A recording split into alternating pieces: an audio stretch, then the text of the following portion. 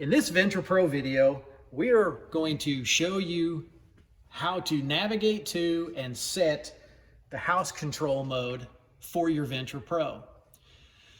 Now, most of the time, this may be typical of a poultry application since you tend to have a brood end and then a non-brood end. So you'll have temperature sensors in both sections of the barn. So in an example, if you have a half house situation, you'll have some temperature sensors in the brood and some in the non-brood. And those are settings that we have to program into the controller so it knows where those sensors are and when to use them. So to first program our sensors for the house control mode, we go to System Setup, arrow to the left for sensor calibration and setting, and then arrow down. And here we find our first air sensor. And its location is already set for the brood, which is where it is located. Then if we just hit the plus button, we now change to air sensor 2.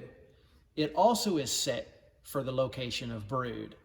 Now, you have three options. You have brood, grow out 1, and grow out 2.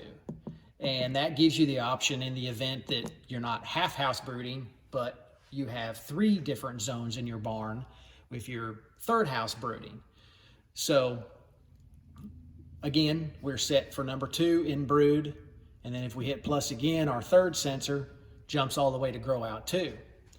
But again, just based off of your house, where those are located and what zones you call those, whether you call them brood, grow out 1, or grow out 2, as long as the controller knows where they're located and they'll know when to look at those.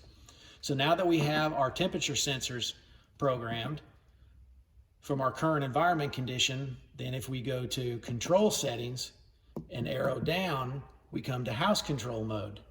Now here is where the controller will know which mode we're in, which sensors need to be looked at and taken into account. And again, we can change it from brood to grow out 1 to grow out 2.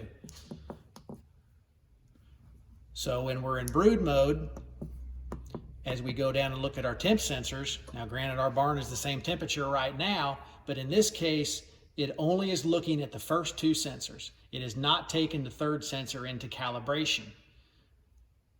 And then it would do the same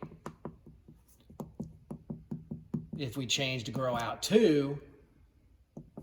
Then the controller would be looking at all 3 sensors as it determines what the temperature in the barn is and how to bring devices on and off. Once again, temperature control, we go to control settings, arrow down to house control mode, and that is where you set which house control mode you are in.